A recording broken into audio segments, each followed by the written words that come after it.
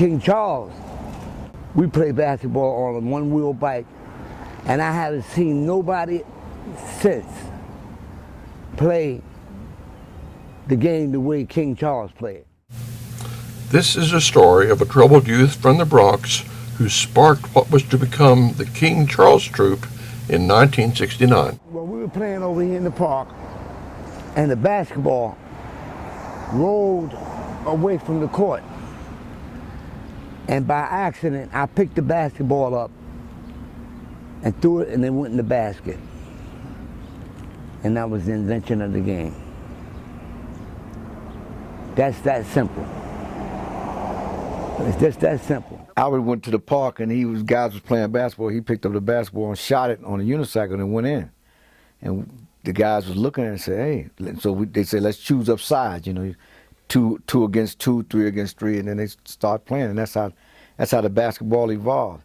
I must have been about 14. Okay.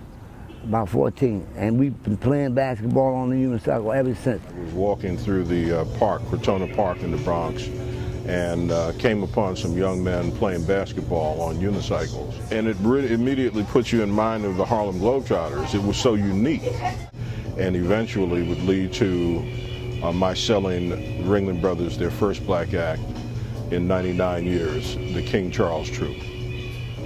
Because up until that time, we were just basically unicyclists, riding to and fro, learning whatever we could learn on our unicycles. But by Albert picking up that basketball that day in the park, it changed everything. It just changed everything. It would have been late 64, early 65 that I saw them in the park and began a relationship with Jerry King, who was their mentor. And Jerry King was a businessman in the neighborhood. His son Charles was the focal point of this group. I lived in the next building next to Charlie King, and I learned how to ride my bike right here in the park. Charlie learned in the house. When he came outside, Charlie was riding. But we all learned out here. Well, we taught ourselves, you know, you hold on to the fence. As you fall, you get up and try to get it until you get it, till you can ride. Everybody was afraid of the giraffe because it was so high. A giraffe is a 6-foot unicycle. From the wheel base to the seat is 6 feet.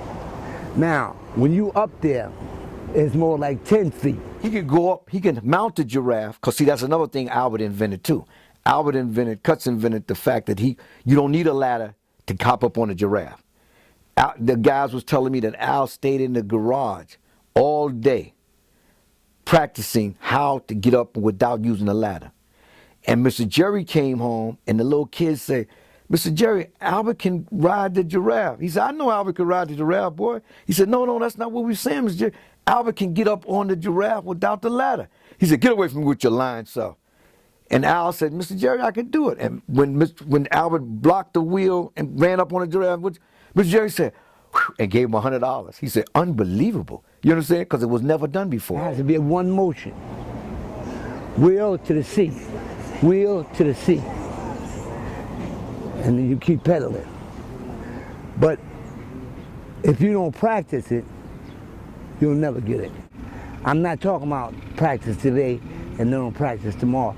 You gotta practice 7 days a week in order to become a true King Charles rider.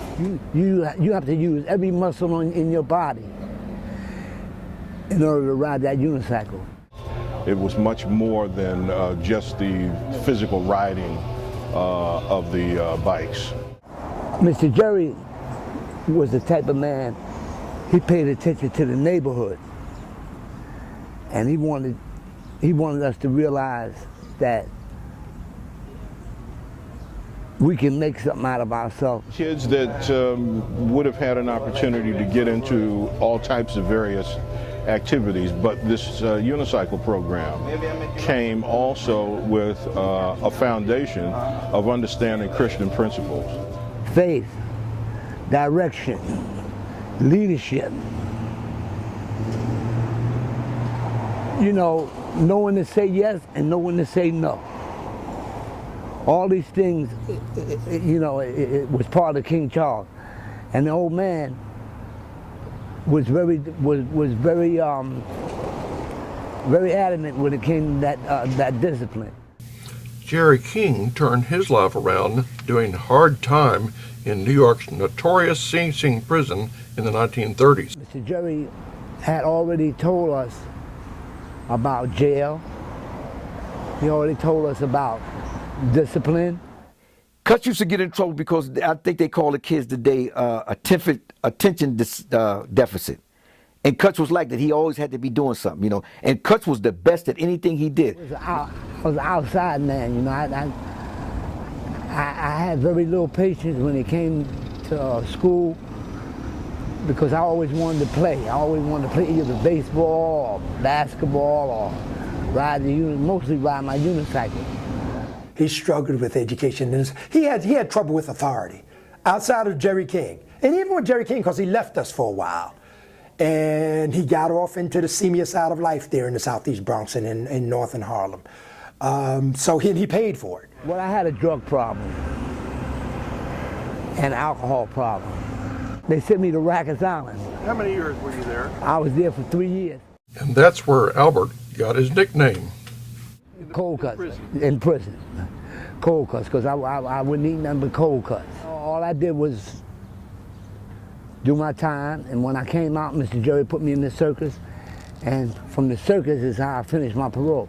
But when he came home, you know, he was like that prodigal son. He knew, I got to go back to Mr. Jerry's idea. I got to go back to the idea. Because Charlie came back and asked me, did I want to get my life together after I got out of jail? And I told him, yeah. He said, well, you going on the road with me.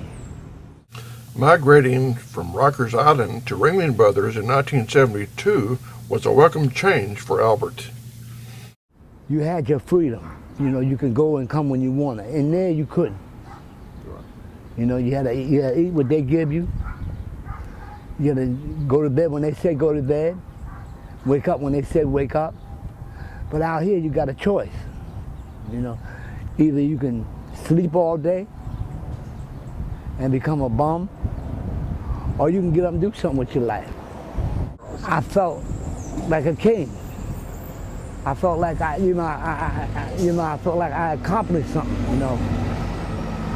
And the respect that we got by making it from the park to Madison Square Garden, I mean, it was phenomenal. Over the next 2 decades, Albert was a standout on Ringling Brothers, with Siegfried and Roy's Illusion Revue in Las Vegas, the Universal Circus, and on tours with a troupe in Europe and Asia. Albert was one of the more colorful characters of the King Charles Troupe. He was just a consummate entertainer. Albert Henry Owens was the type of person that literally people would have to ask him to just stop and slow down, just so that they can keep up with what he was saying. He had that Richard Pryor gift. I can remember him telling me things that were funny, and I'd be running because I didn't want to laugh anymore. He was just that funny. Albert returned in 2000 to his old Crotona Park neighborhood, where he gave this interview in 2009. It's nothing more fun than riding the unicycle in the ag. You know, we not only rode good, we had fun. That was the joy. Having fun while you making money.